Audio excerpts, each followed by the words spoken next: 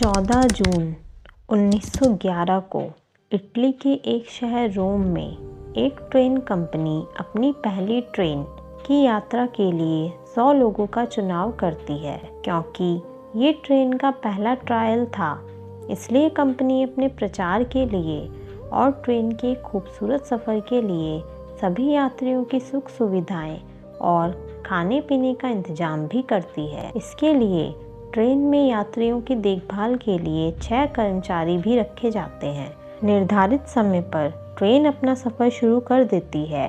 Train में एक engine के अलावा 3 डब्बे होते हैं जिसमें सभी यात्री सफ़र कर रहे होते हैं। ट्रेन चलते हुए इटली के खूबसूरत रास्तों से होकर गुजरती है। सभी यात्री खूबसूरत नज़ारों का आनंद लेते हुए यात्रा कर रहे थे। सब कुछ निर्धारित तरीके से चल रहा था, लेकिन कुछ समय बाद उस ट्रेन के साथ कुछ ऐसा हुआ जिससे 100 साल से ज़्यादा समय बीत जाने के बाद भी इटली के लोग हैरान हैं। ट्रेन अपने निर्धारित रास्ते से आगे बढ़ ही रही थी। ट्रेन के रास्ते में एक टनल आती है जिसका नाम लोम्बार्डी टनल था।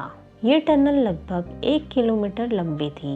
ये टनल बहुत लंबे समय से इस्तेमाल की जा रही थी, इसलिए इस टनल से गुजरना ट्रेन के लिए कोई खास बात नहीं थी। ये ट्रेन के लिए एक आम रास्ता था, लेकिन इस बार ये ट्रेन टनल के एक सिरे से अंदर तो आती है, लेकिन दूसरे सिरे से बाहर नहीं निकलती।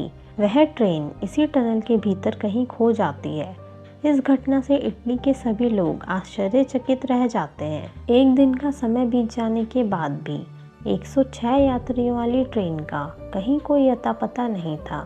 जब कंपनी वालों से ट्रेन के बारे में पूछा गया तो उनके पास केवल ये जानकारी थी कि ट्रेन को आखिरी बार लोम्बार्डी टनल के अंदर जाते हुए देखा था। इसके अलावा उनके पास उस ट्रेन के बारे में कोई जानकारी नहीं थी। धीरे धीरे समय बीतने के साथ उन 106 यात्रियों के साथ साथ उस ट्रेन के मिलने की संभावना भी खत्म होने लगी, जिससे देश की सरकार और उस ट्रेन कंपनी की बहुत बदनामी हुई। ट्रेन के लापता होने के कुछ समय बाद मैक्सिको में रहने वाले 2 युवकों ने इस बात का दावा किया कि वह दोनों भी उसी लापता ट्रेन का हिस्सा थे। जब उन दोनों युवकों से पूछा गया कि वह इस हादसे से कैसे बच निकले, तो दोनों युवकों ने बताया कि उस ट्रेन के टनल में दाखिल होने से पहले ही वह दोनों युवक उस ट्रेन से कूद गए थे। उन्होंने बताया कि ट्रेन की सुरंग में दाखिल होने से पहले ही ट्रेन में एक घना काला धुआं भर गया और साथ ही अजीब अजीब भयानक आवाज़ें आने लगी। ये सब देखकर पूरी ट्रेन में दहशत फैल गई। ऐसी अजीब घटनाओं को देखकर ट्रेन के ड्राइवर ने भी ट्रेन के सुरंग में दाखिल होने से पहले ट्रेन को रोकने के लिए ब्रेक लगा दिए थे। इससे ट्रेन की रफ्तार कम हो गई और वह दोनों कूद गए। इस दावे पर इटली के लोग भरोसा नहीं कर पा रहे थे, लेकिन जैसा कि डॉक्टर ने कहा था कि कुल 104 लोग थे और पहले दावे करने वाले 2 युवकों को भी इसमें जोड़ दिया जाए तो यात्रियों की संख्या पूरी हो रही है। लेकिन अंत में इस दावे से कुछ भी हासिल नहीं हुआ। समय के साथ लोग भी इस हादसे को भूलने लगे और सभी जांच एजेंसियों ने भी इस विषय पर हार मान ली और इसी के साथ ये ट्रेन हादसा एक गहरा राज बन रहा था। लेकिन कुछ समय बाद इस ट्रेन के बारे में कुछ ऐसी बातें सामने आई जिनसे सभी लोग फिर हैरान हो गए।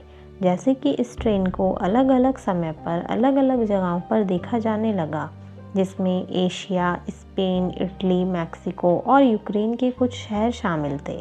इस ट्रेन को देखने वाले सभी लोग ठीक वैसे ही हुलिया बता रहे थे जैसा कि गुमशुदा ट्रेन का था।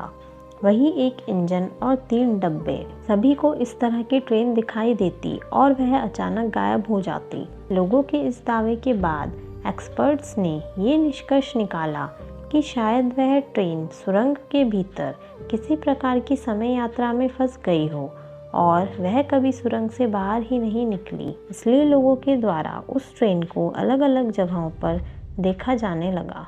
इस प्रकार उस ट्रेन की मिस्ट्री कभी भी सुलझाई नहीं जा सकी और वह ट्रेन आज भी एक रहस्यमयी हादसा बनी हुई है।